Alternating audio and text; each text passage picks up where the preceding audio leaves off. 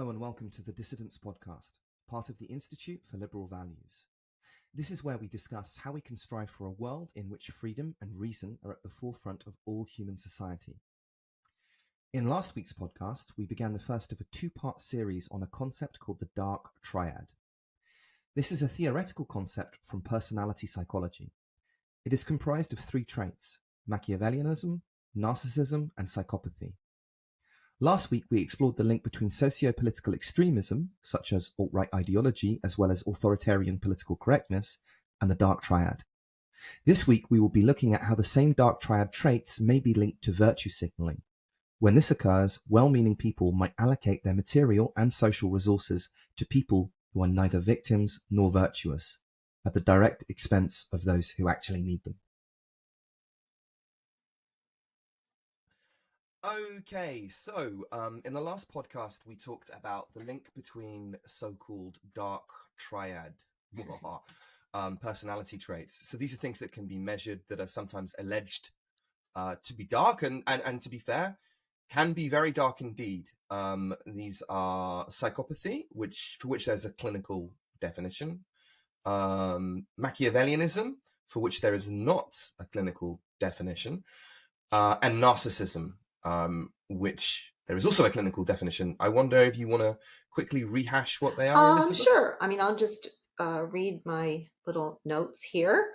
One of the markers of the Dark Triad would be sort of what we would loosely call moral flexibility, duplicity, maybe deceptiveness. Callousness is another correlate. Callousness to emotion. So the way we sort of, just to recap from last week, we sort of described Machiavellianism as more power oriented. So, more manipulation and exploitive in nature.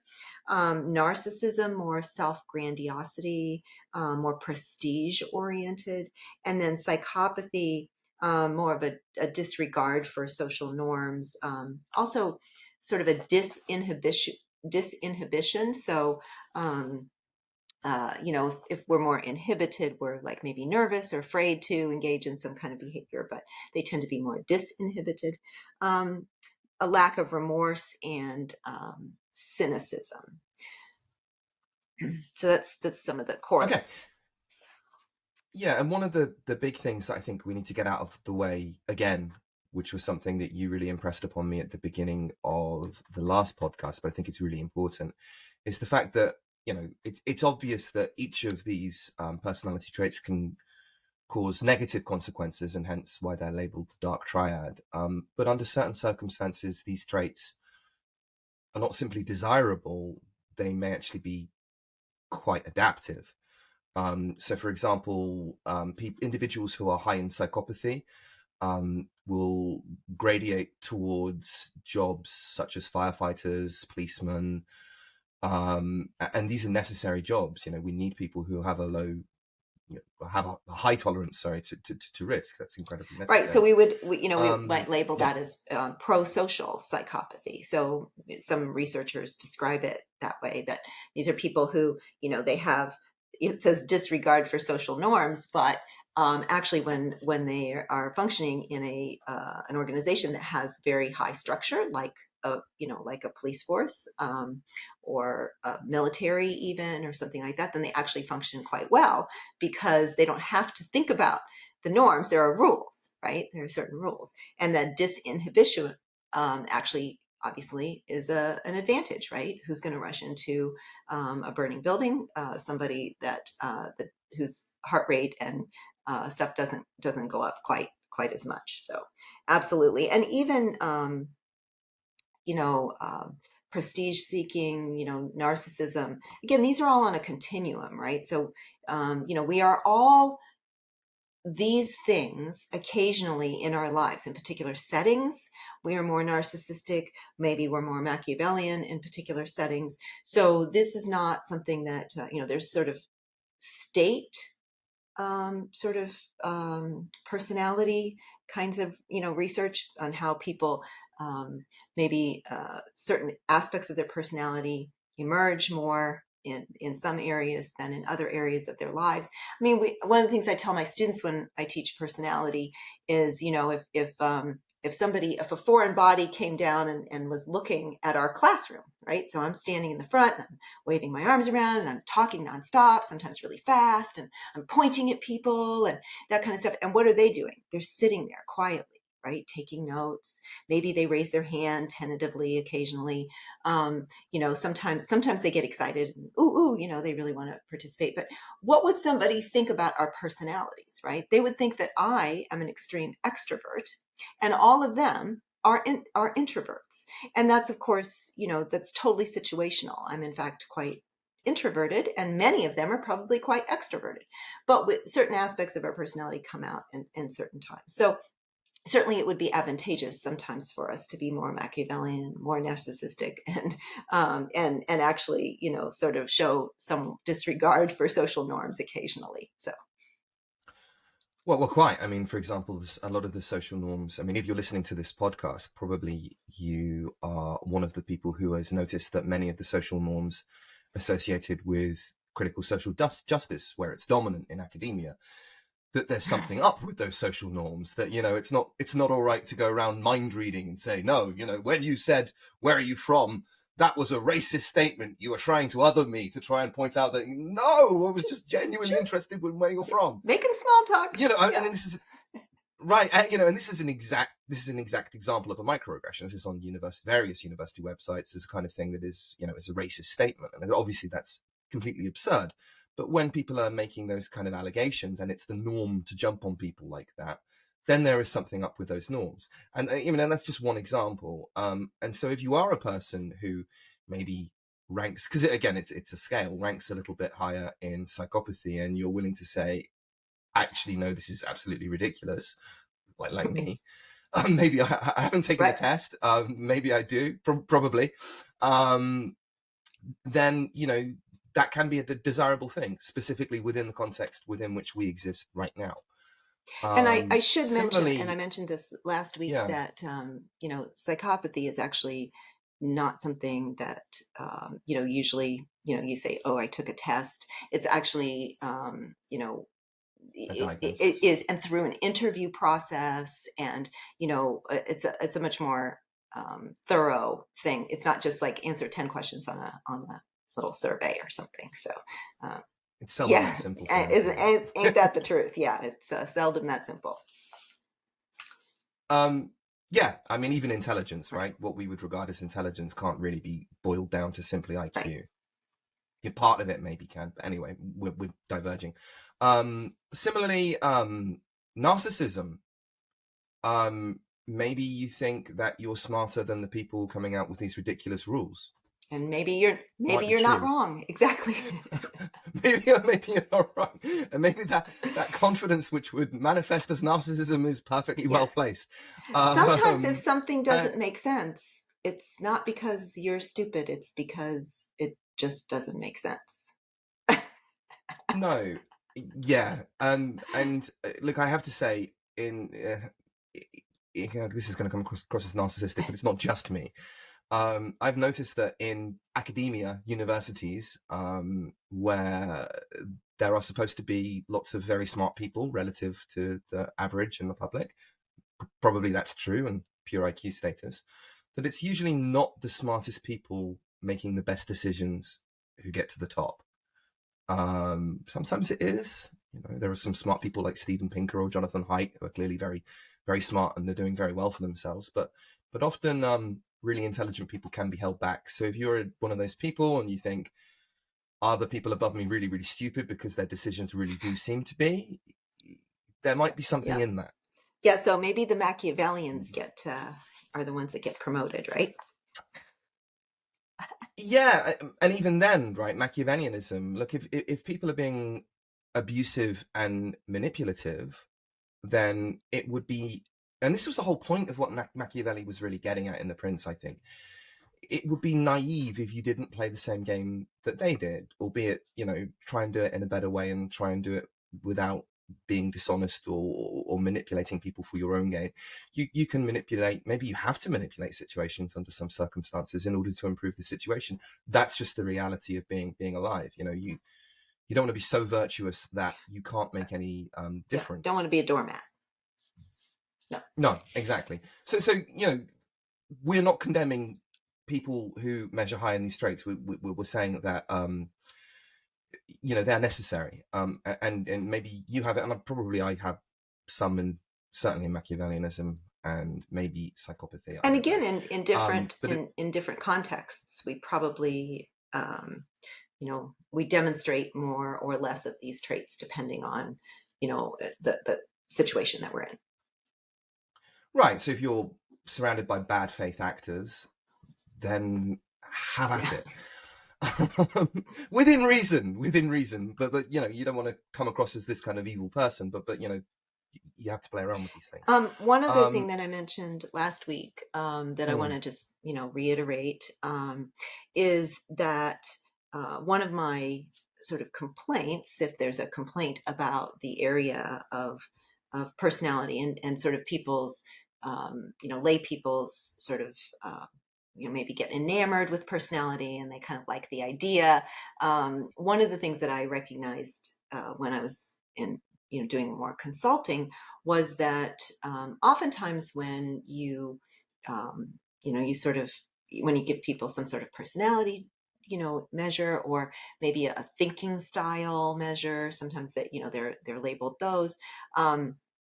Some people might have taken the MMPI, the Minnesota Multiphasic Personality Test, something like that at work. And one of the things that I've noticed is that it doesn't really bring people together. It tends to split people apart. It's just like any other label, right? And then I think we have to be careful that we don't assume that once we, you know, we have some score on some personality test or something, that then we know who someone is. And the other thing that I sort of mentioned last week was that to some extent, even if we do know a great deal about someone based on, you know, a description of their personality or something, it's not really that helpful in navigating the world in a larger sense, because people don't come with that label stuck to their chest, right? That says, oh, this is my personality. And, you know, when I'm at a party, this is my personality. And when I'm at work, this is my personality. And so even if we do know something about personality and its correlates, we can't necessarily go door to door, you know, give people some kind of personality test, if you will, survey, whatever, and then you know, and then go on from there. So I think that this is very useful in you know, for an academic discussion, and even useful maybe in thinking about the kinds of people that we interact with in different situations. I just think we have to remember that it's that's really all. It's more of an academic discussion than it is sort of a useful tool for you know, interacting with people. You're not going to be able to discern, you know, it's like, oh, I'm going to figure out what kind of personality they have by a behavior at a party or something like that. So absolutely not, and we really don't want to dehumanize people. Right. In that kind of, where we can reduce something down to a Star of David, for example, that's put on their blazer. I mean, that doesn't tell you much about people, and certainly you know, these psychological traits tell you very little in terms of who that person is, what their ambitions are, who they love, so on and so forth. However, let me say, however, when you are interacting with people who repeatedly, and I'm not saying, you know, this is somebody you've met once at a party, who repeatedly display high levels of one dark triad behavior or another, then I think I would argue that, again, this is very limited. I'm not sure how you would set this up as a study, but anecdotally, I would argue that in my experience, some knowledge of how these people tend to operate has been useful in dealing with them. So the example I gave was with I was dealing with a woke narcissist somebody who I think was a woke narcissist, who would make, I'm going to use a gender neutral pronoun to hide their identity, who would make them everything about them. You know, everything had to be about them. This person came from a very, very privileged background, but in all of their interactions, not just with me, but with many other people, including lots of ethnic minority people who were far less privileged with than this person was. And this person's incredibly privileged, one of the most privileged people I know. They would make absolutely everything about them, and they would turn everything into some kind of prejudice. If it was a bigotry against them ideally, or not bigotry against something else, in order to set themselves up as a moral paragon, you know. And what they wanted to do was to get the person with whom they're interacting with, to get them angry. And then once they get angry, they say something like, oh, fuck off, or whatever. And then that then becomes evidence of them being a victim. They, you know, burst into tears, or, oh, look, this is just an example of how bad. And in dealing with people like that, in knowing how this is kind of like a narcissistic pattern of behavior, one of the tactics I used was to state my position very, very firmly. No, look, maybe you feel like that. Maybe my words have caused you to feel like that. I certainly didn't want that to happen. However, it's not what I intended. And you have no more right to tell me what I intended than I do to tell you what you intended. That's not fair. It's not correct. And it doesn't fulfill any reasonable, logical, or evidence-based criteria. So just stop. But you know, if you want to express your viewpoints, that's fine. And I didn't lose my temper. I kept towing that line. And I knew, and this is kind of a bit Machiavellian, but I knew that if I did that, they would get more and more and more frustrated, that the bad language that they wanted to get from me would start to come out, and they would and I'd keep doing the same thing, repeating my position. They would get more and more angry and reveal themselves to other people as what they were. And I succeeded in that. So in that sense, I think that, you know, if you do start to see a certain set of behaviors, there are kind of tactical things that you can infer if you have a kind of knowledge of psychologically where you think they're at. That's my position. What do you think about that? I think you're probably just better at handling those situations than I am.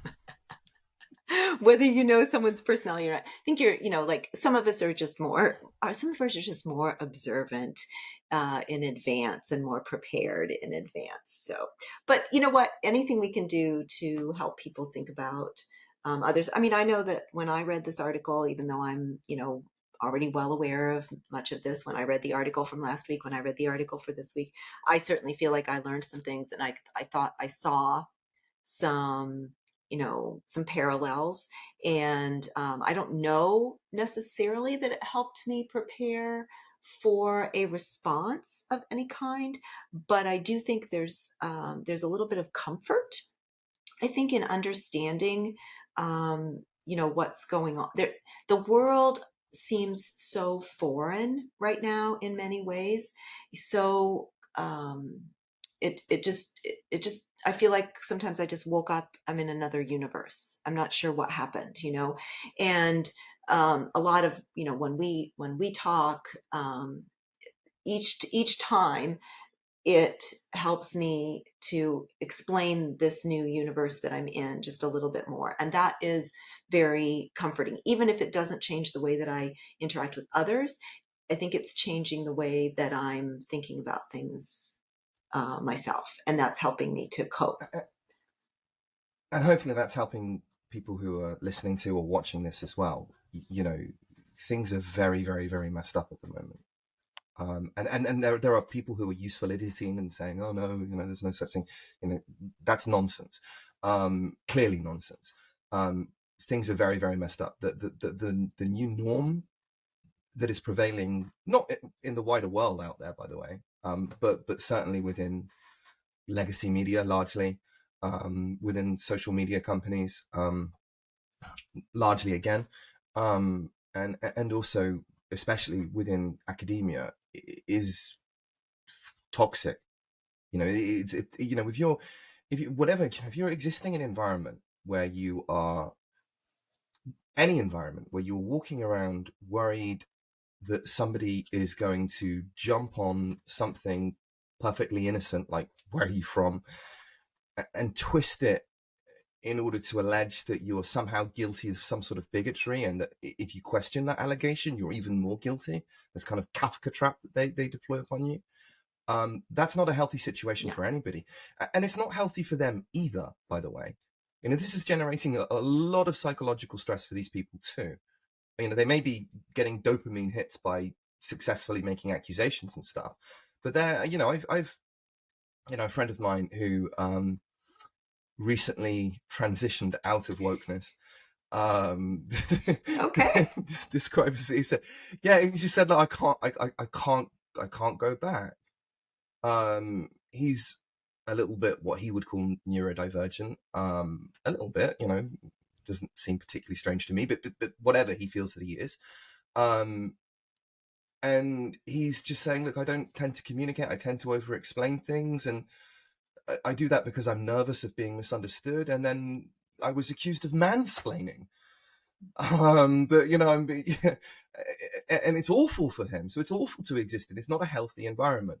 It's very toxic, and a lot of it revolves around this concept. I think a lot of it revolves around this concept of victimhood, and this is what the paper we're going to dive into today, and the preamble is really setting this up. Is on victimhood. On what was the title? Signaling virtuous victimhood as indicators of dark triad personalities. So this, so this virtuous victimhood, they've sort of coined this, described this particular.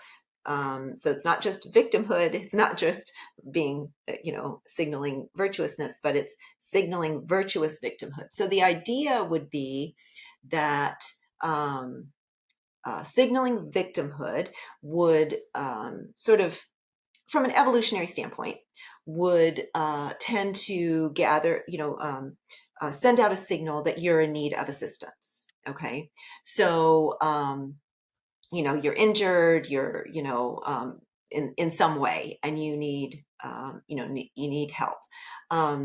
So that would be a legitimate sort of signal that you needed help.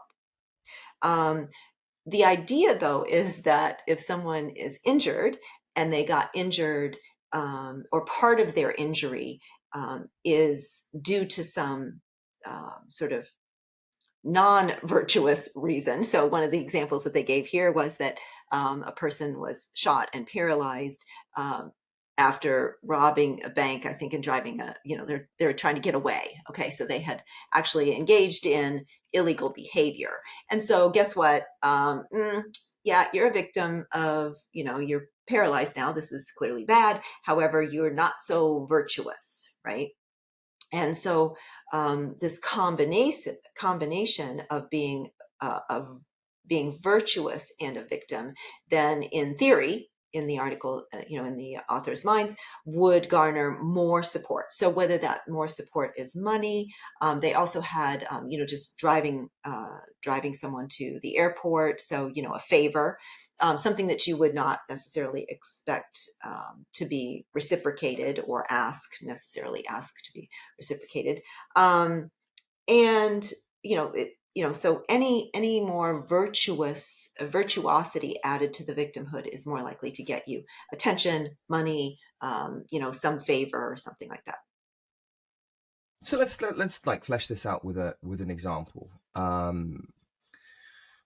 In America, you chaps hold your military in great esteem, right? And you always say, thank you for your service to, well, the Brits never do this to our soldiers. Maybe we should, quite possibly. People have put their lives, these people who might measure high in psychopathy.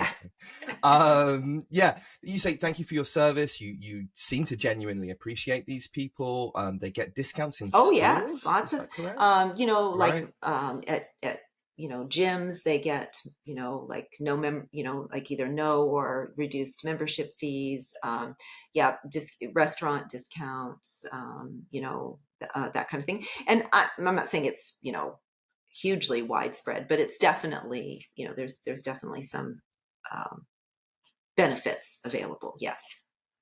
Yeah, it's a thing. It's right? a thing. So right. So you've got this concept. This is kind of like very American, but you've got this concept of valor, Mm-hmm. right? That serving or former military personnel who put their lives at risk, they've earned a kind of moral status, Mm-hmm. right? And so that justifies the transfer of resources. Correct.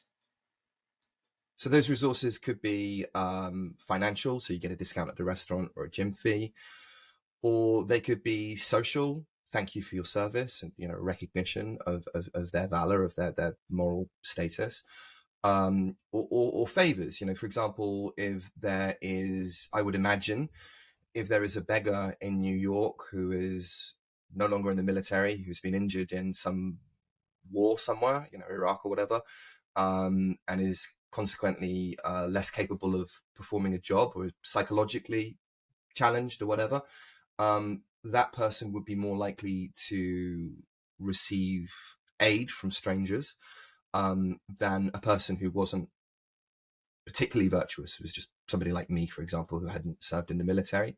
Would that be a reasonable Yes, suggestion? absolutely. And in fact, there are, special organizations that help homeless vets. Okay. Or there's lots of special services. And again, we're not saying that they don't deserve them, but it is, I was not aware, of course, No, that it was, I mean, that there wasn't necessarily sort of this sort of a social norm in other countries. So if we look at it may be a social norm, like for example in Britain, I think people would have perhaps extra sympathy, and they would be outraged if these people weren't being taken care of, particularly because of the mental health problems that they might have experienced as a consequence of being in combat. But I just don't think it's as codified as it is within the United States, and maybe it should be. I certainly think these people are deserving of extra appreciation, because they really have, they're legitimate victims, right? And so the article talks about, the article doesn't talk about this example that I'm using, but the article talks about what it feels like to be a victim, and let's go over that first. So there is a sense of a loss of esteem. If we continue with the example, heightened perceptions of vulnerability and a diminished sense of power, invalidating one's sense of trust, a lack of optimism and a sense of security. And actually, I've seen Americans do this to other Americans. I've seen woke Americans do this to military people, go up in bars in Japan, because in Japan we have like military bases, right? And lots of Americans coming over to Tokyo. And I've actually seen woke Americans go up and accuse military members of defending white supremacy, for example. So that would be that they feel stigmatized and blamed for their predicament, right? Oh, you were injured because of a consequence of you standing up for the tyrannical American empire. Okay, look at what the CCP would be if they were the world's predominant power. But anyway, or the Russians. Anyway, so yeah, in short, being a genuine victim, it's not a nice place to be. Right. And signaling, again, sort of, I'm not, this isn't about like arm waving or whatever, but, essentially when people pick up on that, they are more likely to offer resources or help people, that kind of stuff. So it really does, it brings people together. So, there's a certain sort of power down, if you will, that comes with, sort of turning down the like when your computer goes to sleep, right? Sort of this power down that comes with, victimhood, where there's a certain amount of sort of needing time to reflect and figure out, what went wrong here and that kind of stuff. And people recognize that. And so they they offer resources and try to help people. So it's totally legitimate. And again, from an evolutionary perspective, it makes sense. A wounded animal will do the same, right? A dog will tuck its tail, that kind of thing. However, they will also do that. An animal will pretend to be wounded in order to lure, another animal near it and then pounce. And that's what we're going to get into now. So before we go any further, in the vast majority of cases, when a person is signaling victimhood, it's probably true. And responding by helping out economically, by doing favors, so non-economic resources, it's the academic term for just favors, being nice, kind word, whatever. This is absolutely right. And when people do this, the vast majority of times, great. It's a wonderful thing. It's a very humane thing. And this includes, unfortunately, victims of racism, of homophobia, of transphobia, of all kinds of bigotries that are still very much out there. But a problem is that there are, unfortunately, bad faith actors. There are people who will feign or exaggerate victimhood in order to try and transfer resources, be they financial, money, or non-financial resources, kind word, social status. And this is what this article is looking at. What can we really understand? What can we figure out of what's going on? So there's a key point, here that I think, a sociological point actually, more than a psychological point. And the article cites this. This is Campbell and Manning's book on victimhood culture.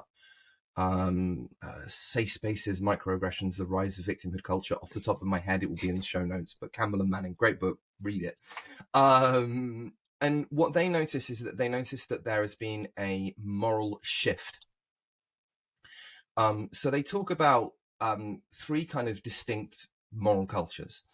So if we think about the moral culture of the Old West, like cowboys and Indians shooting at each other, or inner city gangs, so like New York, LA inner city gangs. Campbell and Manning suggest that these people have an honor culture. So, an individual is seen as a powerful and strong person who is not to be insulted. And if you insult them, then they would, in kind of antiquated British English, demand satisfaction. So I think the Americans did this as well. Dueling was a thing in the 18th, 19th century. Well, and there's even contemporary studies that show, that have done work on the Southern culture of honor. So in, Southern United States tends to have a little bit more of a culture of honor than other areas of the country. And so they do really clever things where they, they sort of manipulate sort of a politeness, kind of culture. And if it's certain kinds of slights, if you will, then are taken much more seriously and are judged as deserving more, some sort of retribution, deserving more, I deserve an apology, or you deserve some sort of punishment, or something like that. So there's even sort of cultures within cultures that have, and perhaps, I don't know, because I'm not as familiar with the military, but even the military may have, a culture of honor, right? That it, expects certain, there's a hierarchy and, there's an expectation there. But presumably somebody who exists within an honor culture would not want to see themselves as a victim. You would, yes. Right. They would want to see them. And if you did see yourself as a victim at the end of a slight and you'd been victimized, then you would demand satisfaction. Right. Either you apologize or, we'll have a fight, or maybe I'm sure that this results in knife crime and gun violence as well, right? People die because of this, because they do not want to be seen as a victim or weak, and they will go out of their way to redress that. So that's the honor culture, and that still exists. Particularly in the South, as I hear, and other places around the world too. Not so much within the university context. Then we move into the kind of moral culture that I grew up with, I think, and I try my best to remain within. And I would best describe that. I don't know if you have this turn of phrase in America. So, when I was a kid and I was being bullied at school, my grandmother would say, "Sticks and stones may hurt my bones, but words will never harm me." Yes. You had that too? And of course, that's absolute nonsense on one level, right? Because actually psychological abuse, the kind that you can pick up in a playground, is much, much worse was much, much more painful for me than, for example, the many various fist fights I had with kids at school. If anything, the fist fights was kind of like a sport. I quite enjoyed it, to be honest.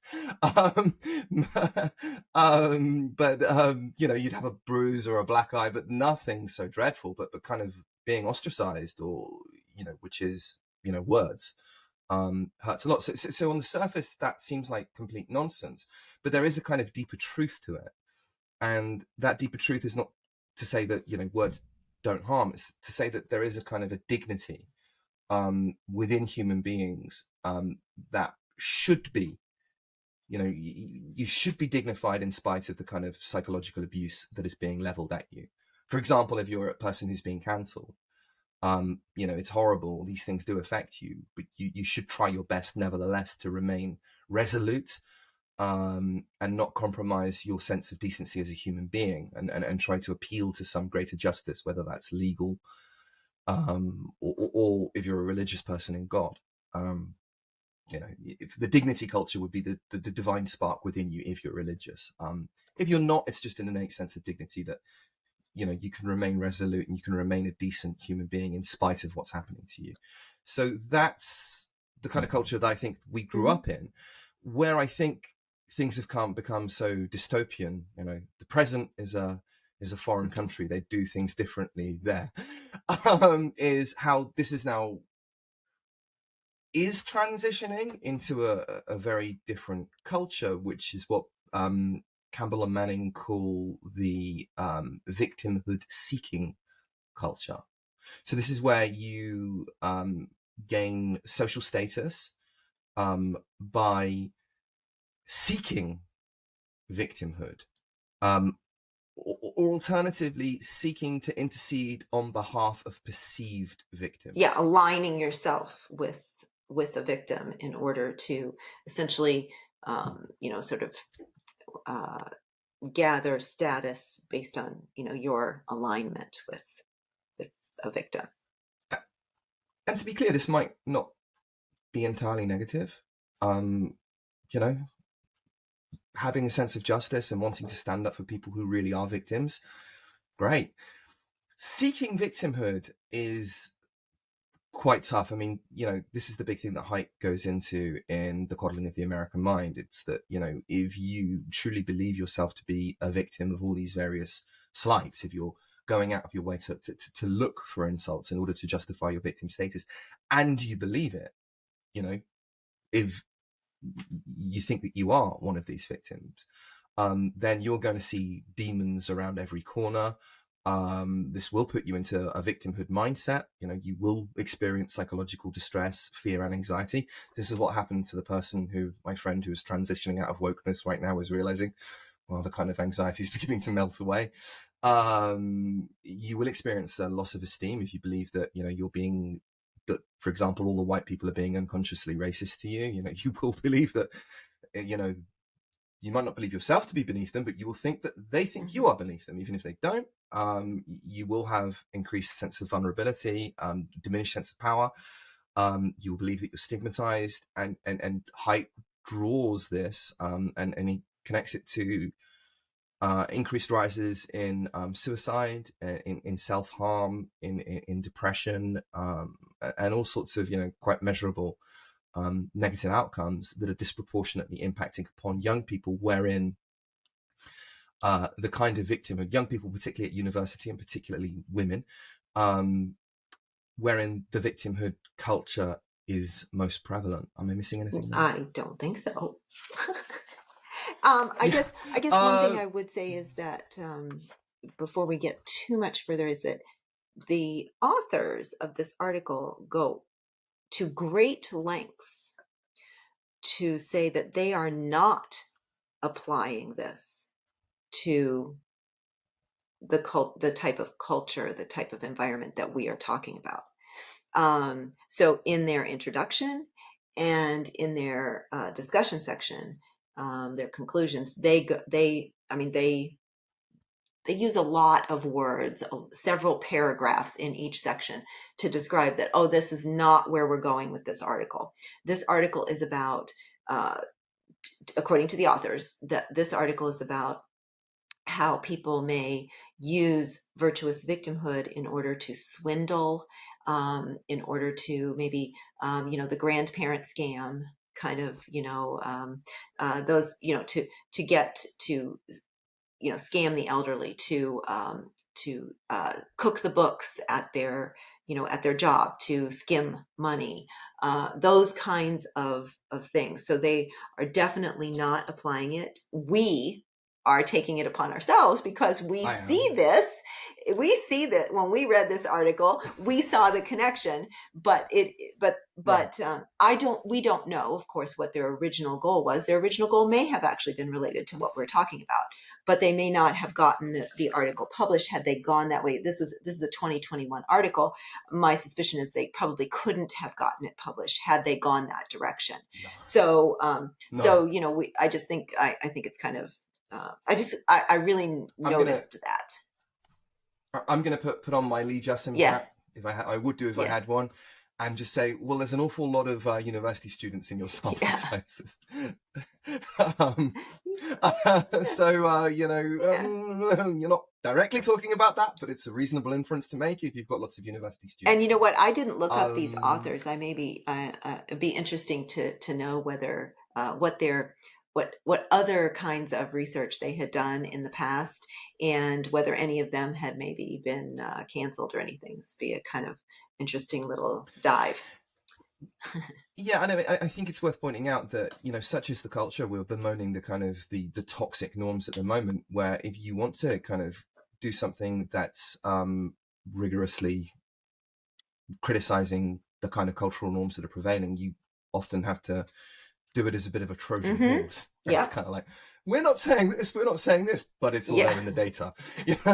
So, based on their data set, you really could make that claim, I think. Yeah. I don't think we're stepping too far outside the circle that they've drawn in order to make these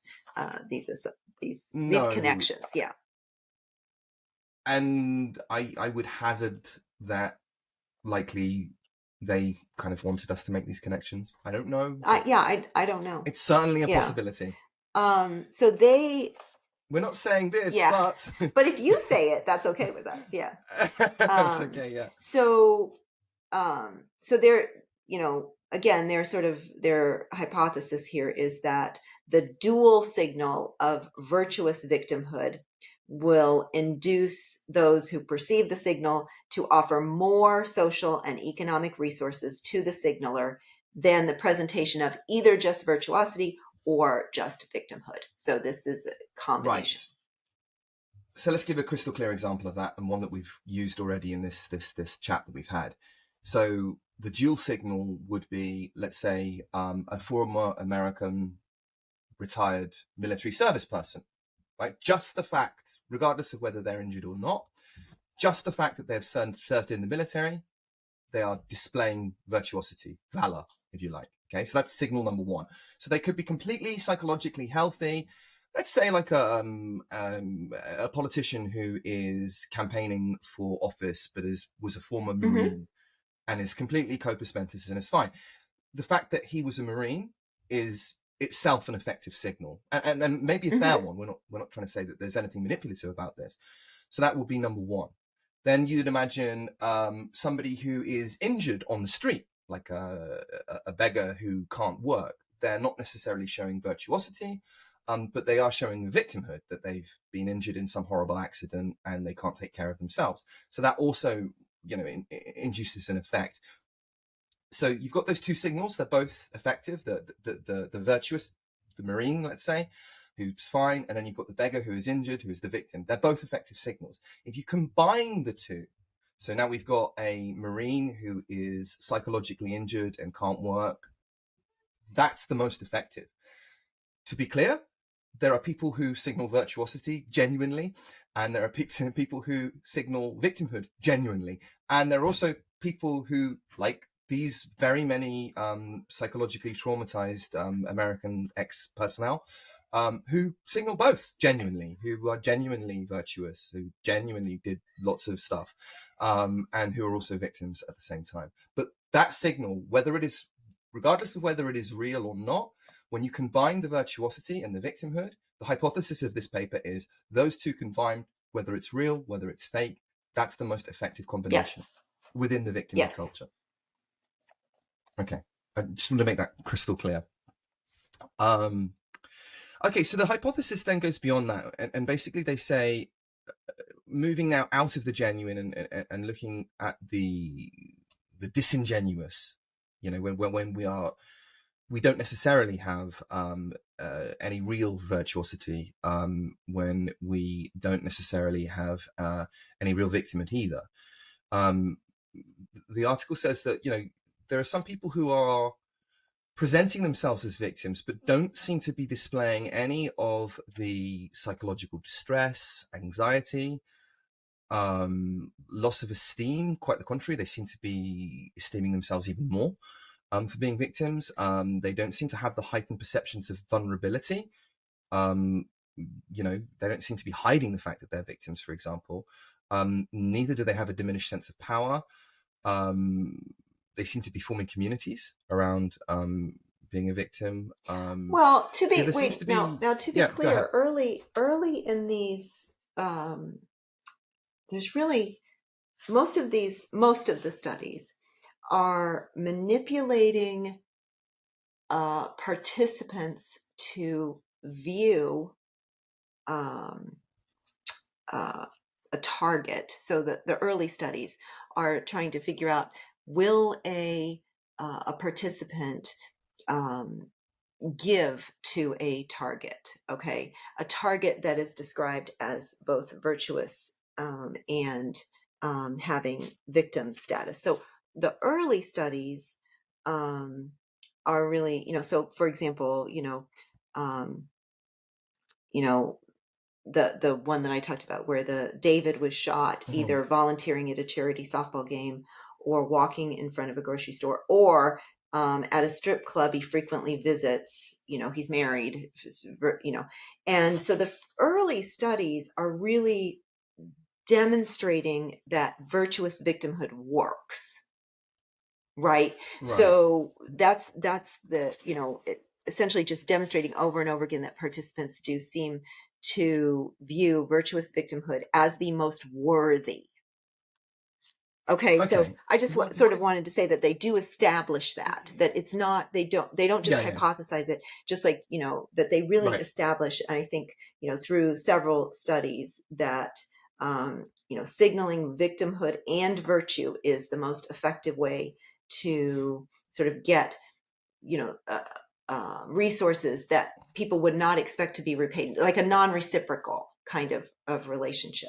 So I do think they do a really good job of that, in their studies. I mean, and again, they're nothing, they're not about, sort of social justice kinds of things at all. They're really about, giving people a ride, giving people money, that kind of thing. And then is when they, after those studies, that's when they start to get into what you're starting to talk about, which is the aspects of participants who are willing to do things. So now we're getting into, so like maybe study 2 or 3, where we're getting into, and by the way, one has like 1A, 1B, 1C. So there's a lot of studies in this paper. So then they actually design sort of their own measure of victim signaling. And they do a couple of studies to test this measure. And it seems to hold together pretty well, but this is new, right? So people, here's some of the items: discussed how my concerns and needs are not being heard by political leaders, how I don't feel financially secure, share how I don't feel comfortable in my body, pointed out how I'm not able to pursue my goals and dreams because of external factors, disclosed that I don't feel like I'm in control of my future, that I struggle with mental health, I don't feel accepted by society because of my identity, spoke about how people who share my identity are criminalized by society, expressed how people like me are underrepresented in media and leadership, made it known that I can't move freely within or outside of my country. Now, again, for people who were not investigating social justice issues, these seem pretty social justice oriented. I'm just saying.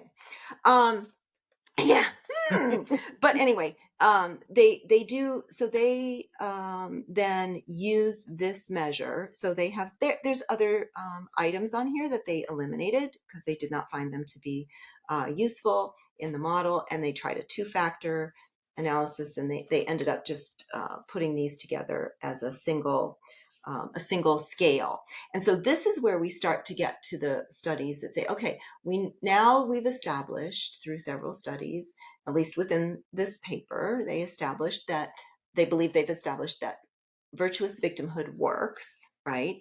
Now let's try to figure out, and sort of, I'm speaking as if I'm them, I shouldn't do, but now let's try to figure out who are the virtuous victim. What's the virtuous victim personality, if you will? What's the virtuous victim type? So this is where now, so I'm sorry I interrupted you, but that's where we're sort of getting next, right? Is the sort of, who could these, what are some of the characteristics?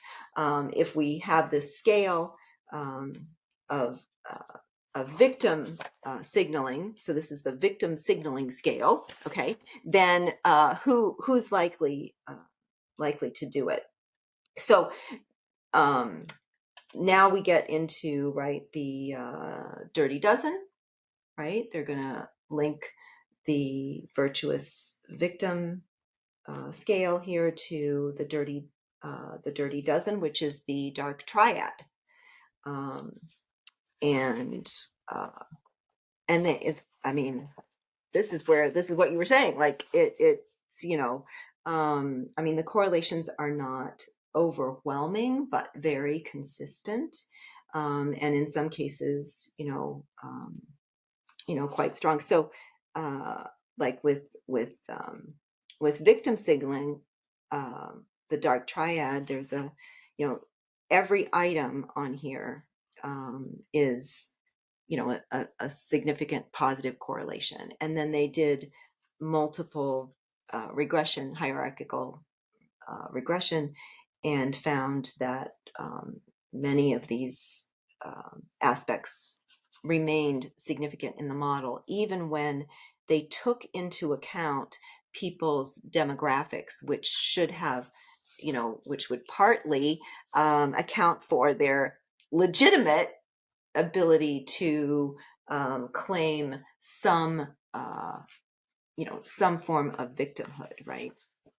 And they actually also measured sort of an internal, what I wrote down, they call it the moral identity internalization. I wrote down like actual virtue. So like these are people who actually have some, they're not faking it. They actually have a reason to feel somewhat virtuous, versus moral identity symbolization, which would be more sort of trying to demonstrate it, right? Sort of share it. So anyway, go ahead now with your description of like how things kind of went together. Where was I? You were sort of describing the personality sort of characters. Yeah. Okay. Thank you. Yeah. So the main point that where they, and this is another reason why I think that they're they are talking about social justice, right? Really early on in the article, they're mentioning Campbell and Yeah. Manning. Like, that's like, what's that book Yeah. about? Yeah. The Rise of Victimhood Culture, Safe Spaces, Microaggressions, all there in Yeah. the title, right? I don't remember the exact order of the words, but all of those words are in the title.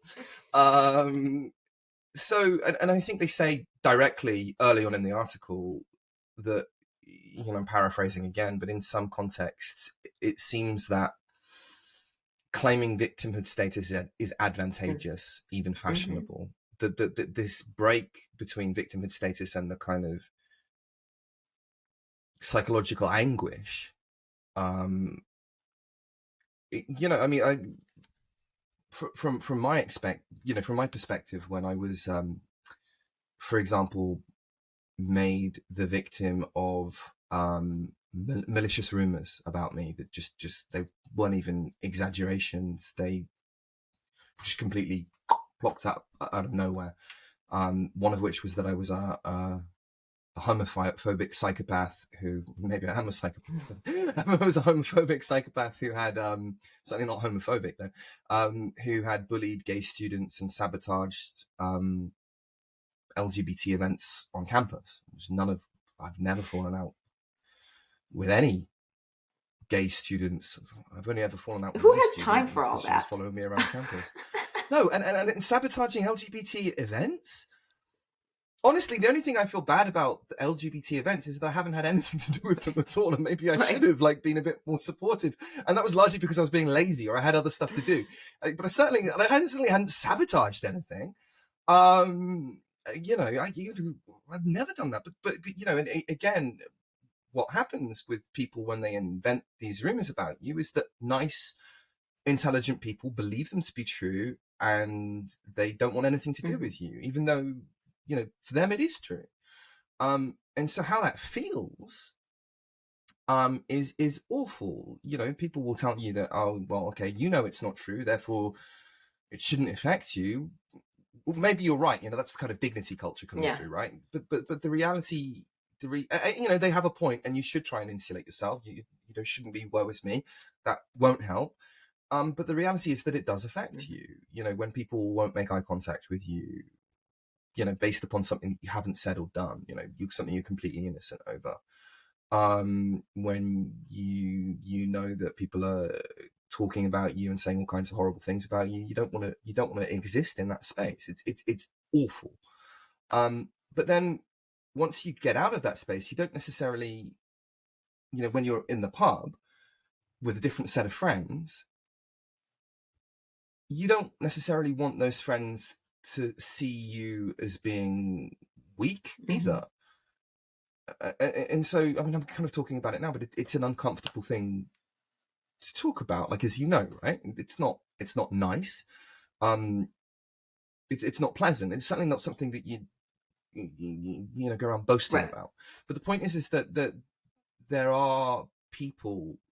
One of the great examples, if you look at the is it Brett Weinstein? If you look at this, he went a bit off the rails with the vaccine stuff, but whatever. But if you look at what happened to him in Evergreen, with students just going up and shouting in his face, "This is what life is like for me every single day." There's no anxiety or psychological distress being manifested there. There is something up. There is something. The reason why it seems that they're behaving in this way is because they've found something to be advantageous, or, as the article suggests, even fashionable, about being a victim, because of this change from the dignity moral culture that we grew up in to the victimhood seeking moral culture. So I think that's the subtext of the article. No, I completely agree. And one of the interesting things is, and we found this in last week's article too, that it's really Machiavellianism that's the strongest. So the Dark Triad as a whole is predictive, but it's Machiavellianism that seems to dominate in the model. Like when they're doing the the hierarchical regression, it's Machiavellianism, and to a lesser extent narcissism that remains significant in the model, but psychopathy not so much. And I think that, one of the things that I kind of had a difficult time, I struggled with this a little bit, because they were arguing, I shouldn't say they were arguing, they mention as a reason that it may be simply too difficult for a narcissist to, a psychopath, not a narcissist, maybe too difficult for a psychopath to sort of manipulate people in this way, and to manage the cognitive load for a psychopath would just be too high, to manage this sort of virtuous victimhood. They don't have the empathy. They don't, and so to sort of figure out how to manipulate empathy is maybe not their strong suit. I struggled a little bit with that. I think what they're trying to say is that somebody measures high in psychopathy would be more impulsive, right? They would act in rage, start screaming at people, telling them to fuck off, or punch them, or some kind of violence. That it wouldn't be a considered response. Well, that simply a considered response is just like, again, it's a high cognitive load. It's a lot of a difficult thing. Well, for example, let's say I had a university teacher who I had decided that I wanted to throw under the bus in order to elevate my own status as a victim. I might, let's use the third person pronoun again, I might take one of their slides from a lecture that they gave, or an excerpt from one of their slides, completely out of context, put it on Twitter, and then lie, look, my teacher said this, and generate a load of outrage that completely doesn't represent anything that teacher said, because you've deliberately taken what they've said out of context. That's Machiavellian. That's planned. The person who does something like that, and we know that they do stuff like that, the person who does something like that knows that this is dishonest. They know what they're doing. They are trying to gain some kind of social status by lying about somebody, right? I've had that happen to me as well. People taking screenshots of things that I've said on Facebook completely out of context. Sometimes when I'm even arguing the opposite of what they say I'm arguing, and Well, isn't there like a Joe Rogan montage where he uses they have him using the N-word, but in every case he was using the N-word to say you shouldn't use. I don't know the montage, but yeah, basically he was not using the N-word in a derogatory sense. In every single instance, he was using it, to make a point about racism, and was using it in context with someone who was also using who felt it was appropriate, so they had stimulated the discussion, so he might have repeated it back or something like that. And so they have this whole montage over all of these years, of him saying it as if it were an aggressive act, when in fact, none of them were, if you knew them in context.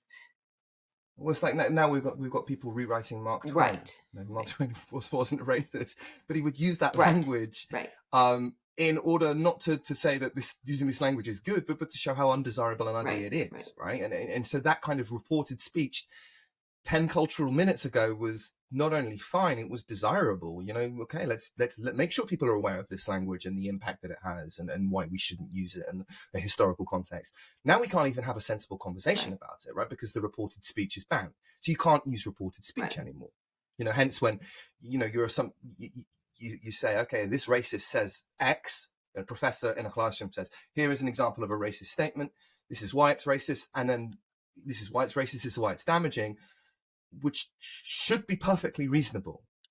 And then somebody screenshots it, takes a picture and says, look, the professor uses language. Yeah, but they were using it in order to argue exactly the opposite of what you're saying. As part of a legal case that they were discussing, a historical legal case, or, like you said, discussing Mark Twain or something like that, where it's just abstract. Anything in the abstract. Anything that's reported speech, or not even if it's necessarily reported, if it's abstract speech, we're looking at the consequences of X. It's ridiculous, but this is Machiavellian, right? Like, so a psychopath wouldn't necessarily go through that thought process. Well, right, that because of, again, we have this sort of impulsivity, aspect, right? The disinhibition, but anyway, that was their sort of their discussion. So the authors, although they continue to use the Dark Triad through a couple of more studies, and again, they continue to find a similar pattern where the Dark Triad, all aspects, again, less so Machiavellianism the strongest, then narcissism, and then psychopathy, either not, while it might be correlated, it's not preserved in the model, but they add in, what study am I on? Study 3, I think. They add entitlement and is that the one? Yeah. So they add entitlement in this study, and I thought that was, again, not interested in social justice, but we'll put in entitlement. How interesting. And sure enough, entitlement was also a strong predictor. So victim signaling was positively correlated with entitlement, and they were, and in this study, this is the one where I noticed that you liked this study about purchasing counterfeit goods. You kind of liked that one, right? So I thought this was, I didn't know if this was clever or I don't know. It was really, I didn't immediately see the connection, I guess, and so I was like, is this clever, or was this an accident, or how did this happen? So they had had three conditions, right? They had the real high-end brand shoe, and they don't say what it is, but presumably something that everyone would know what it was, I guess. And then they had probably not me, but what? I wouldn't know. I wouldn't. Yeah. And then a counterfeit shoe. So a shoe that essentially, I mean, I'm thinking like the streets of New York, right, where you might get a counterfeit Coach bag. Okay, so Coach is like its high-end purses and stuff and I think shoes too for women, and wallets and that kind of stuff. And so you're not buying an authentic Coach bag on the streets of New York from out of the back end of a car. But it's like something you do when you go to New York. I don't know. It's a thing that you do. And so something one does it's what you do in New York City. I don't know. You just, and so because there's street vendors and stuff. Okay. So, so the authentic, the counterfeit that is essentially like labeled like what do I want to say? Like a legitimate counterfeit, if that makes sense. Like it's got the fake label on it. It looks, or I think they describe it as like an equally, it looks the same, but it is a neutral brand. So something that that isn't trying to be a counterfeit, but looks equivalent. Okay, and so people had the choice to purchase. So do you want to tell what happened, since you especially liked that study? I mean, I'm happy to allow you to go on unpacking it. Just what it tells. I mean, okay, what is the function of? So, like, for example, for me, okay, like, I love watches. Like, genuinely love watches, right? So I'm going to show you the one I'm wearing right now. Okay, so this is an Orient Kamasu. Okay. I think it's a really nice looking watch. It's high specification. It's an automatic watch. It has a day date feature, high quality build. I like the look of it, but it's not, it looks quite flashy as well, but it's not expensive. It's like, you can pick one up for like $250, so, it might be expensive to somebody who's not into watches, but it's a fairly inexpensive piece that is affordable, looks great, authentic, 200 meters water resistance, all the rest of it. So, a high performing, authentic piece. Great.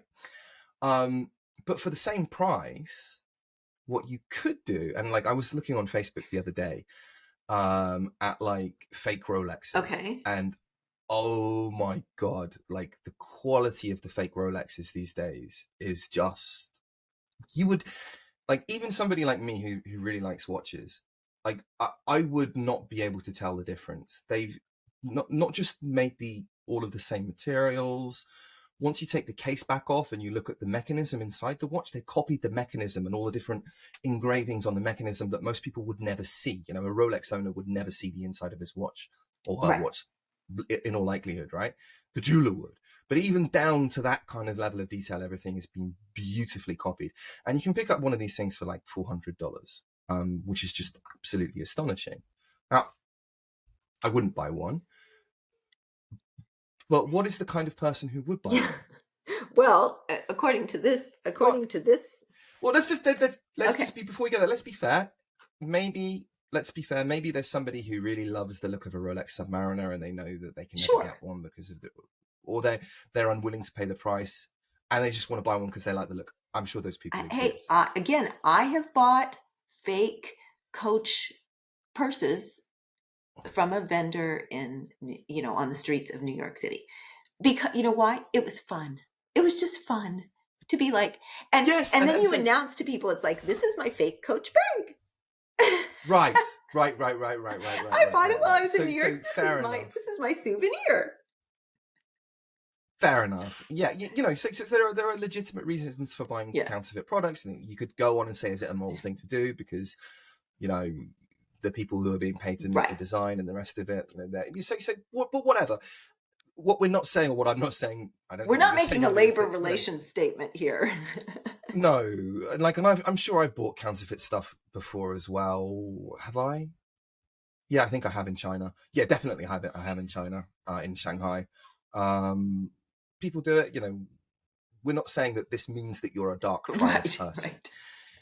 And even if you are, we're not saying that this is indicative of you doing anything wrong. So there are a number of reasons for you to buy counterfeit goods. However, there's also a certain kind of person who would buy, let's say, one of these really impressive fake Rolexes, go to a bar, try talking to some ladies, perhaps, and be like, who is trying to use that fake Rolex as, and there are plenty of these people, and this is arguably why these watches are so successful or so profitable, are trying to use this as a fraudulent status symbol to show wealth that they might not have, and as a consequence of that signal, attract mates. So it can and is used as deception in that manner. Again, that's not everybody is using it that way. Many people aren't, but it can be used in that way. And what the article finds is that there is a correlation between people who would. Yeah, so both victim signaling and virtue signaling were positively correlated with participants' scores on the counterfeit proneness scale. And who knew there was a counterfeit proneness scale, by the way? I did not know that either. So it asks participants to indicate their agreement on a 7-point scale with things like, I enjoy buying counterfeit products regardless of the amount that I save, or buying counterfeit products makes me feel good. So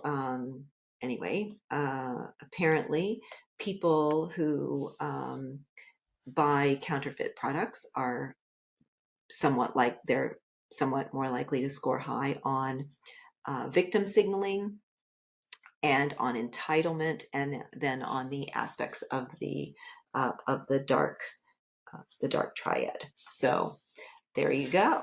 So I think what's going on there, let's unpack that a bit. So, I think that this is the fake Rolex guy in the bar. Hey, baby, I yeah, I think that's what's going on. I think that they are, that it shows that there is a correlation. It's sort of like between getting one over on somebody. You know what I mean?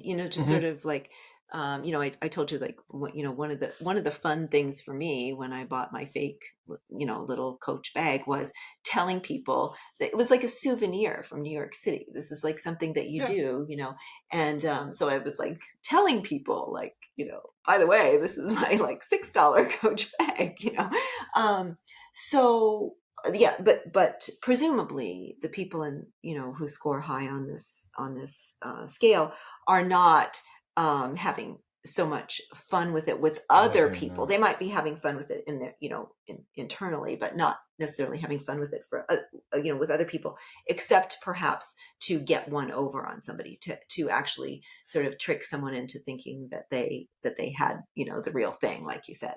So what do they say? They say, the desire to signal status and impress uninformed observers is what they're, sort of saying, is that that these kinds of consumers might be acting as willing accomplices rather than as victims of deception. So they're knowingly purchasing the fake goods in order to signal status and impress uninformed observers. So that's what the authors are suggesting, because they didn't go for the generic, which was of the same look and quality and stuff. So it wasn't just about price; it also had to have the markers, of the name brand or whatever. And also, of course, entitlement was correlated with that too. So, that sort of with the signaling score and the intention to buy, a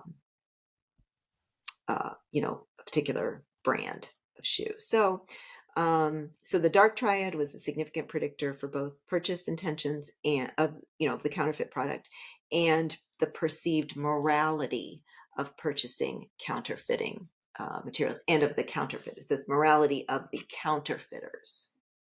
So, so they essentially are willing to sanction, counterfeiting behaviors, I guess. So, yeah.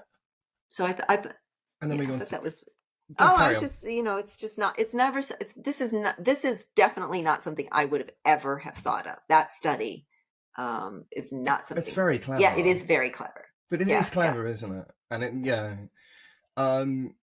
okay, so they're basically showing that virtuous victimhood types are likely to use deception elsewhere. Right. And then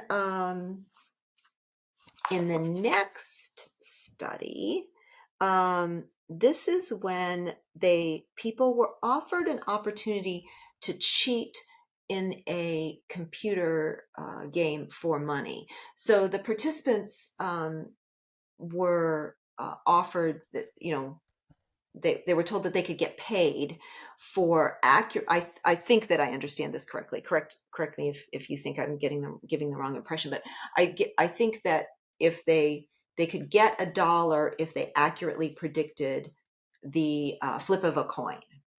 And so they're told that that there's a flaw in the program. If you see the coin flip more than once, the software cannot record the first flip. To address this issue, we added this option that says skip the question. So if you have already done the coin flip, click skip the question. Don't click heads or tails again. And so the idea would be, their thinking was that certain types of people would be more likely to essentially cheat the game in order to get their dollar, okay, for having accurately predicted the coin flip. So,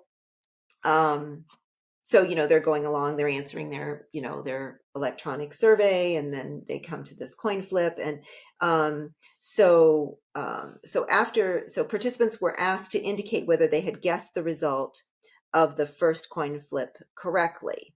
The honest answer would have been no. for all participants. However, because the game instructions stated that, they could, potentially do it multiple times, but please don't, then, they could essentially cheat and get their dollar bonus. Now, just, to be clear, this is very typical. They actually ended up giving everybody $1. So nobody really got cheated. In the end, as participants left, when they were debriefed, they gave them $1. Thank you for participating. So no undergraduate students were harmed in the execution of this study. So yeah. So big surprise here. Victim signaling was positively correlated with those who chose to reflip the coin more than once had significantly higher scores in both victim and virtue signaling, as well as their sort of composite. So those who were honest had significantly lower scores on the victim signaling scale. So we got a little bit of cheating kind of going on here. And that was not to impress anyone else or anything else. That was just simply, essentially to, benefit themselves, right? Nobody else was going to see that or anything like that. But they clearly, certain people felt more, I don't know, able to, more comfortable, more like they deserved, more flips or something like that. I don't know. Very concerning. So what we're seeing, okay, let's have a look. 5. So that was study 4. Yep. So now we're on study 5. Yep. So the willingness to cheat, or to skirt the rules, let's say,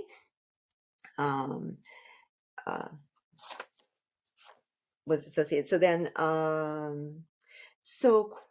study 5, they essentially did not do the Dark Triad, right? Because they said, because Machiavellianism kept coming up so strong. So they didn't do the Dark Triad in the previous study either, because they did the cheating.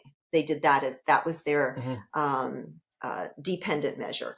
So here they used the Machiavellianism personality scale, and I did load that up because it's a particular subscale that was relevant here in the end, and it's the amorality subscale. Yes. Yeah, so I have the 4. These are 5 questions. 5 questions that are the amorality subscale. So here they are. I am willing to be unethical if I believe it will help me succeed. I am willing to sabotage the efforts of other people if they threaten my goals. I would cheat if there was a low chance of getting caught. I believe that lying is necessary to maintain a competitive advantage over others. And then the 5th one, the only good reason to talk to others is to get information that I can use to my benefit. So that's the amorality subscale of this Machiavellianism personality. I was so happy to read that, because then that puts what I thought myself was Machiavellianism in the last episode would now not be Machiavellianism at all, because I wasn't being dishonest. Well, there's other subscales. There's the desire for status, desire for control, and distrust of others. So there's 4 subscales on this scale, and it was particularly the amoral one that I read the questions for. That was significant. The other thing that they added here, which again, a little homage to social justice issues, was communal narcissism. They added that to this study. What could that mean? Yeah, what could that mean? So the classical definition of narcissism is the individual's highly inflated and unrealistically positive views of the self. Okay. However, this particular communal narcissism is, here's an example item. I am the most caring person in my social surrounding. So I actually did not have time to look up that full scale, but yeah, for people who weren't investigating social justice, I think it's highly interesting that they coincidence that they included that. So, and here's a big shocker: communal narcissism was predictive of,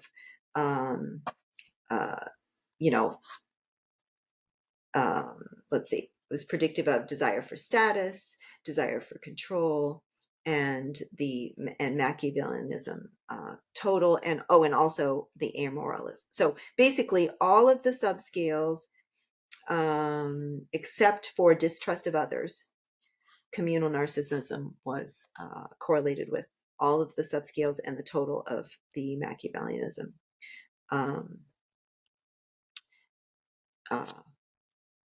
personality scale. So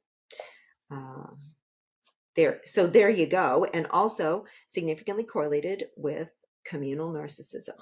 So I'm sorry, with virtue signaling, communal narcissism with virtue signaling, and communal narcissism remained significant in the hierarchical regression models too. So after they put in all the socioeconomic status, the demographic variables, gender, age, that kind of thing, and actual, potentially things that you could be, that you could legitimately virtue signal, then what was left in the model was the amoral Machiavellianism and communal narcissism. So those are the two things that remained significant in the model after taking into account all of the individual difference variables that were demographic in nature. So, hello, communal narcissism. Ever seen that in your real life? Yes. Maybe just once or twice. Maybe just once or twice. I mean, I'm trying to think of the specific example. I admit that I've done harm, and I admit that I have to be better, and I'm going to be best, and I'm going to make all these. Yeah, all of the time. And it's transparently dishonest. Okay, 6. What have we got for 6? It's almost like that one's so obvious. It's like there's almost nothing else to say. Yeah, but it's so. Well, I mean, what do you think? I mean, because it's just that the narcissism is just there all the time. Yeah, and it's. I think it's so interesting that it's just the constant that this particular aspect of narcissism was more significant in the model. You know what I'm saying? Like when they shifted from the Dark Triad aspect of narcissism over to this, this communal narcissism, that it was a more powerful, element of the model. And I thought that was, again, I was joking, I see that much. I mean, it's like, it's just everywhere, right? It's in the air that we're breathing constantly. Right. So, I mean, let me make it crystal clear then. Just in case anyone who's listening to this is in any doubt. You're probably not, but just in case you are. What does the concept woke, they don't like to be called woke now because, it's tied into loads of negative connotations, quite rightly. But about 5 minutes ago, they loved it. There was a book I read a while back called Stay Woke, A People's Guide to Black Lives Matter, or something, along those lines. So woke was very much something that they said about themselves, and probably still do. They like to say that this comes out of the civil rights movement. Actually, the earliest usages, and I may be wrong, but the earliest usages I could find of the term woke came from forerunner groups to the Nubian Nation, which were a Black Power cult that were involved in all kinds of childhood sexual exploitation, really nasty stuff. They weren't a cult then when they started using it, but those groups then turned into that cult. And in no sense that, woke was attached to basically almost cult-like explicitly cult-like behavior rather than inexplicitly yet very clearly cult-like behavior that we see now. So what it meant, and I think what it continues to mean to the people who hold to it, is that, and this is completely at odds with the kind of the postmodernism that it also influences critical social justice. But what it used to mean was that there is a reality of the world, in the sense, to the Black power groups that were using this term, there is the reality in which white people are oppressing Black people, deliberately and systematically. Some of which may have been true at that stage in history, might still be true in some contexts. Not true in all contexts, however, but that, once you had your realized with your realize, I think was the term that they were using, those groups, that you became woke, you would awakened to the world as it is. You were seeing the world as the world really is, and the people who saw the world differently were not necessarily bad people. They were asleep. Mm-hmm. So your group of people were the elect. You were the ones, the elect is what Water calls them. You were the group of people that were the only ones that were capable of seeing things, and the other groups were not.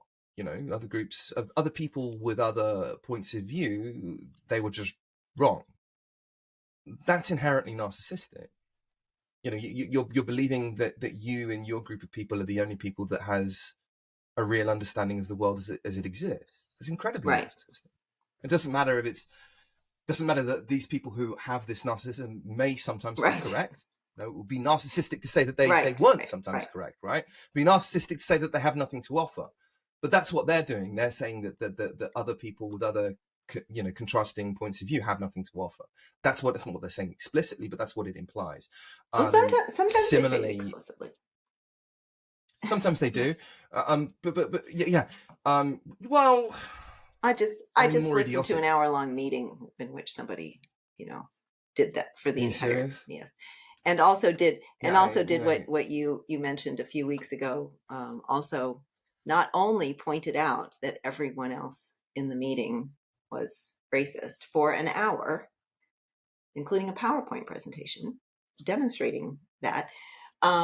Also indicated how hard it was, little victim virtue signaling, how hard it was for them to have to tell us this, and how much they needed to be supported in continuing on for this hour. So, that was, and then, and deceptive narcissism. Yes, exactly. And then what do some people do? They do this, communal narcissism stuff where they do exactly what that person asked for. They're the first to do it, and they do it, most sort of, vociferously and in the most solicitous manner, right? That they see exactly what this person is talking about and how, valuable it is.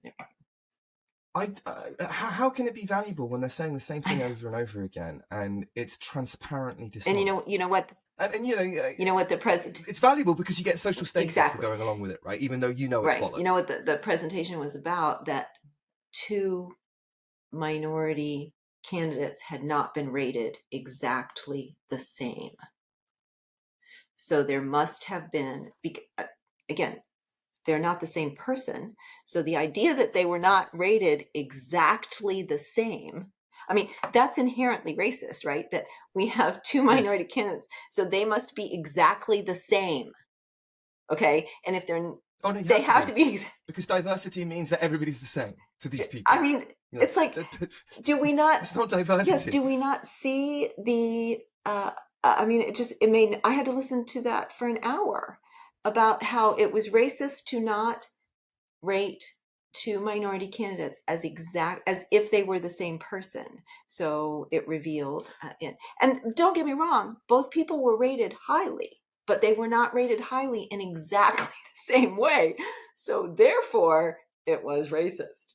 And please, take care of me because it was really hard for me to say that, and I really need your support. So here's the thing, right? So why would it be hard for you to say something like that? Well, it would be hard for you to say something like that because the context within which you exist is racism. Is racist, right? Well, if it was racist, nobody would be validating you. People would be, I don't care. That would be what happens in a racist context, right? We could do this experiment. We could go to some bar in, I don't know, where's the most racist place in the world? And a far right bar in Russia, let's say, you know, they've all the stuff and they very, you know, let's say that. And if you go to a bar like that and you start saying stuff that you don't like, Ukrainians, let's say, all Ukrainians are stupid and, you know, the rest of it, right? And just saying loads of really bad stuff about Ukrainians. What social cost will you pay? Probably not. None. You know, you might even get rewarded, right? So, you know, this idea that there is a social cost. Well, so there is no social cost. Otherwise, everybody wouldn't be falling over themselves to validate you. Like, what is it that's difficult about this to get? Right. You work at a university.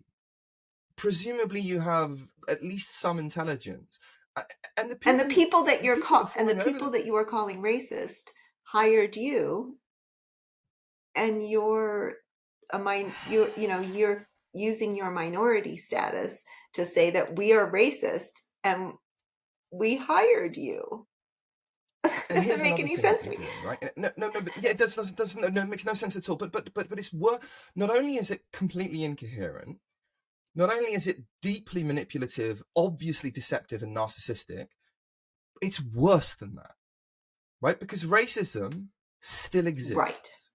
And what you are doing, because people will look at that. You don't have to be bright. You don't have to be college educated.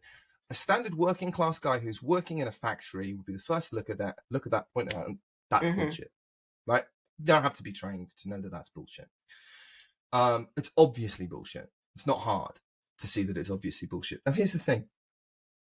The problem is that there are real victims out there. And when you're creating all of these fake claims of racism, of sexism, and homophobia, all of these problems still exist. You're creating a cry wolf situation wherein the real victims put their hands up and say, I'm actually the victim of something and I really do need some support here.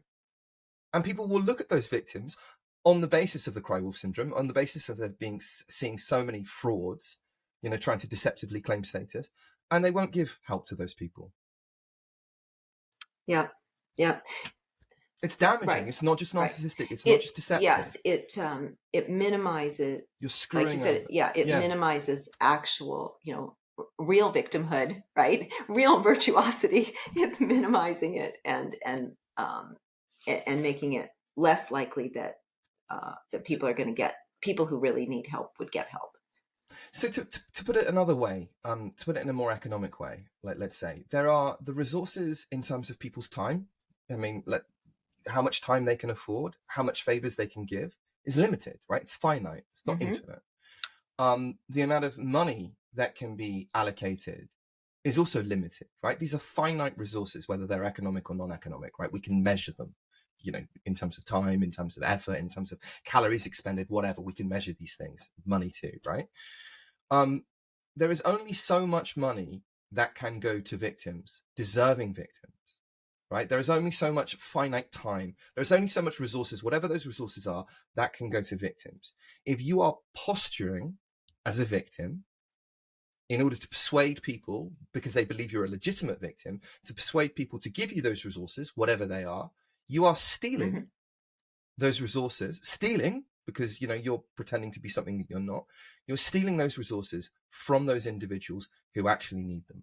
And shame on you. Anyway, I got a bit cross there. Good for you. Good for you.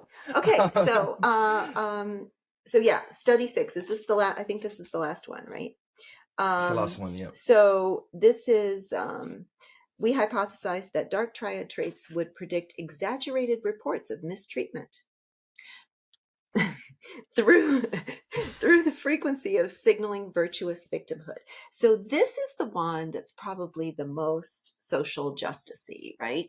So and they include it and describe it as relevant not to social justice but to the workplace. So they have, you're working on a report together with another intern, the one with whom you're competing to get a job. You keep noticing little things about the way the other intern talks to you. You get the feeling the other intern may have no respect for your suggestions. You you think that the other intern may be talking about you behind your back to others. To your face, the intern is friendly, but something feels off to you. So they essentially wrote this in a way that could be interpreted as being discriminatory, but is ambiguous. So it does not specific. In fact, to your face, the other intern is friendly. So then they ask participants. That's very clever, this. They ask participants about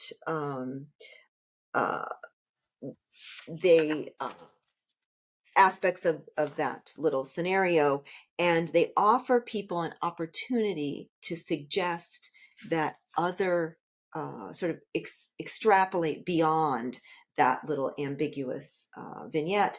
So, for example, they have some these 4 incivility items that were not described as having occurred, but that would probably put the other intern in a bad light, put them at risk for in terms of competitiveness for the job.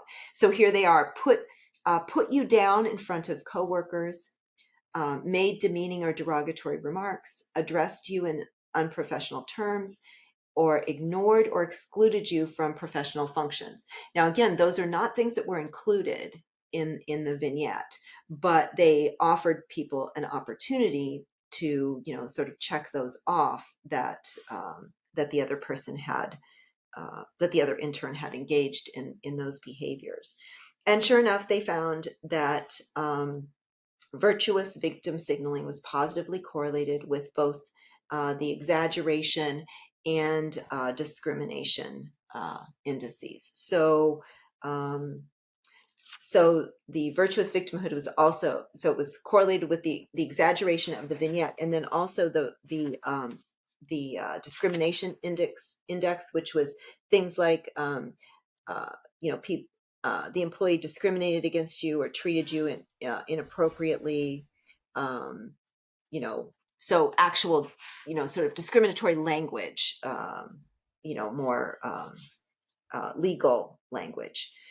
So they do say this study shows that frequent virtuous victim signalers may interpret ambiguous situations and act on them in a way that may have potentially advantageous results for themselves in a workplace context. So this is the last study, and it's the one that really has the most relevance to maybe microaggressions and worksite cancellations or other kinds of cancel culture kinds of things, right? Yeah, I mean, the tyranny of the subjective, where people are going out of their way to take something ambiguous, or even, like I've experienced, transparently innocent right comments, transparently, like, not even something, because like with like with me personally, for example, like having studied this ideology, like I know what they think is a microaggression, what isn't a microaggression. So I'm really careful not to make any microaggressions when I'm around these people. Not that I would be making, not to do anything that they would try and seize upon as a microaggression, right? Or to be fair, some of them, because some of them are duped, what some of them might actually believe is a microaggression, exactly, yes. Right? Because I don't want to offend anybody, even if I do think that they're deluded, especially if they're deluded. Have I a hard enough time of the world, if they are? And let me be clear, I really have seen people who have been genuinely deluded into putting themselves into this victimhood. Sure. And it's their lives are a nightmare. Right. I mean, it's horrific. So you know, I don't want to offend people, and so in circumstances like that, now I have seen, or I have been on the receiving end of people just inventing, Sure, just completely making it yeah. up. And he said this, and he what? That's not on the list of sanctioned microaggressions. Sanctioned microaggressions. So sanctioned. Well, no, yeah, because there are lists. They actually exist. The sanctioned microaggressions. Yeah, I know. Similarly, you get people inventing theory that doesn't exist as well, which is quite funny.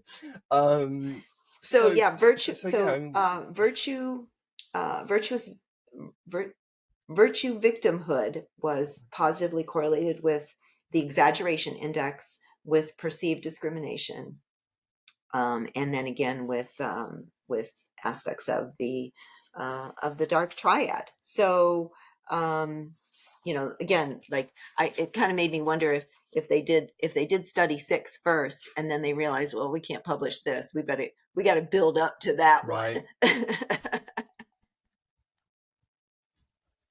We can't just get that one. We got to do a whole bunch more. So, but I mean, I felt like this was a really interesting paper. It was, you know, again, you know, several really clever manipulations, and I mean, you had a few, you know, I mean, well, I mean, obviously, neither of us always loves every paper, right? But no, I mean, I really. One of the things, I really like that one of the things you were concerned about was whether all the participants were college students, and they weren't. They did use something called MTurk, which is Amazon Mechanical Turk, which is people sign up basically to be a research participant for usually pretty small money, depending on the amount of time that a study takes. So it could be just from a few cents, just a few pennies, or to several dollars, depending on the amount of time and the complexity of the study. So so yeah, it's great that there's not all college students. However, there's this idea that people on these kinds of platforms, there's others besides MTurk, Prolific, and several others, that I've used also. So you do get a wider variety of age groups, and so here, like for example, you get almost exactly in study 1A, get almost exactly 50-50 male and female. If you're doing a college study, you usually get at least 2/3 to 3/4 female, and very few males. And they have people ranging in age from 18 to 66. So you get a lot bigger age range. But there is a criticism that people on these platforms are essentially either sort of like professional survey takers in a way. They've seen so many.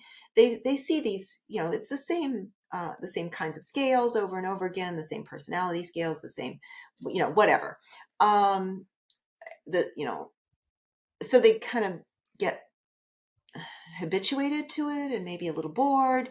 And then there is an issue, and they don't really mention it here, but they do mention that they got rid of a few people who didn't answer quality check questions, like attention check questions. They got rid of those people.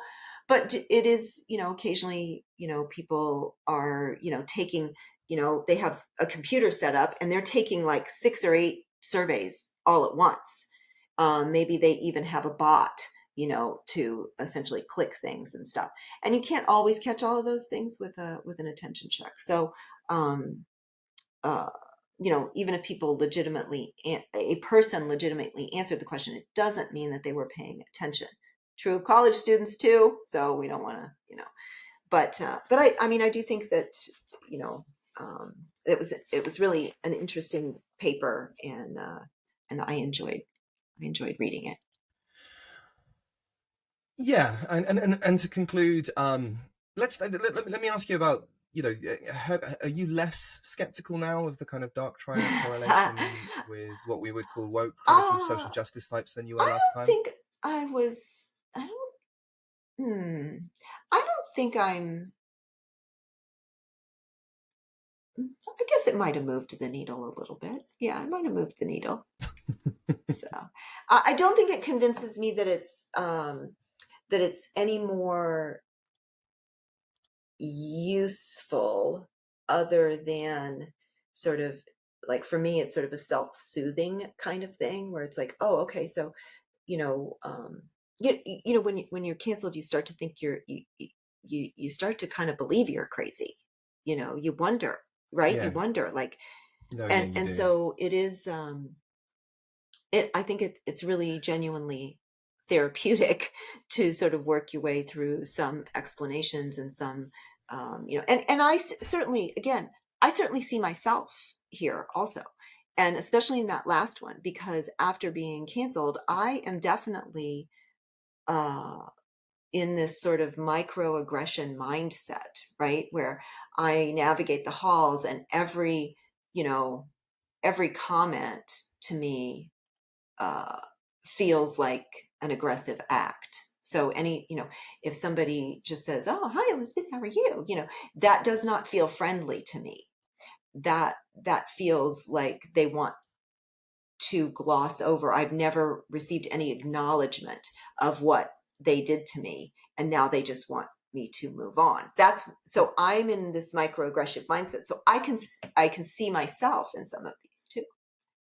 But the paper's not really talking about those kinds of people, No, right? it's not. So like, I mean, like, one of the caveats that so some of the people that I've known who have been heavily in, one of them who I'm helping kind of transition out of it right now, but some of the people who have behaved atrociously towards me, one of whom tried to urge me to kill myself, for example, and said some really, really, really dark, very, very dark and quite disturbing things to me. I nevertheless recognize them as victims, right? That, they genuinely believe that the world is full of tripwires and landmines and the subject of unconscious bias, and that it's causing all of the ills in their life, and they believe that they're genuinely walking around the world as victims. They're being manipulated, I think, by the Machiavellian narcissists, largely. That's what I see with all the validation, insisting, well, we're going to validate your experiences. And the Machiavellian narcissists seem to be fine, whereas the genuine victims are really not fine. Mm-hmm. So the genuine victims are, a lot of the time, the CSJ advocates themselves. And again, that's there in the data with height, where we see the rises in depression, suicide, self-harm, and so on and so forth. But personally, I've seen it too. When you're walking around in the world and you are starting to see microaggressions, you don't, and I've experienced exactly the same, right? Out of the people that didn't make eye contact with me, how many of them were deliberately not making eye contact with me? Exactly. As a portion, probably some. Right. As a portion of those who were just a bit nervous, or not particularly socially skilled, or a whole host of other measures. Has paranoia crept in with me? Absolutely. But that's what being a real victim is. And what the paper isn't talking about necessarily, I mean, it explains that situation. It's not talking about victims like the critical social justice victims, who are victims of critical social justice, even though they believe in it, that Haidt talks about, or that I kind of just gave some anecdotes of, or us, who have been targeted and now we're getting paranoid, because it's creating the same kind of psychological stress, albeit from different angles, from the same ideology. It's as dangerous to those within it as it is to those outside of it. That's not us, right? I mean, that's us. What isn't us is the Machiavellian kind of narcissists who are using critical social justice, and the paper doesn't say critical social justice, but what it does say, it's clear that that's what they're talking about, though. I mean, they do go out of their way to say it's not what they're talking about. Methinks thou dost protest too much, right? Yeah. The lady doth protest too much, Macbeth, right? But there's a preponderance of evidence in their citations, in their data, in the victimhood, they reference like the the victimhood seeking morality, which is what that's all Right. about. I think it's clear that that's what they're talking about. And even if they aren't, look, the arguments work anyway, right? The data works anyway. What they're clear to say is that deceptive, virtuous victimhood is successfully being used strategically as a tool for self-advancement and goal pursuit by people who are, and I don't think I'm exaggerating what they say here, who are basically parasites, right? They offer little to nothing, and they seek to non-reciprocally gather both economic and non-economic resources for themselves. I would agree with that. And again, I would agree with that. And who are narcissists, who rank high in narcissism and Machiavellianism, perhaps not psychopathy. So I think, like, from the last podcast, we're starting to see psychopathy fall out, right? Yes. So it's really the Dark Triad rather than the Dark Triad, perhaps at this stage. Parasites, I think, and worse than that, they're not just parasites.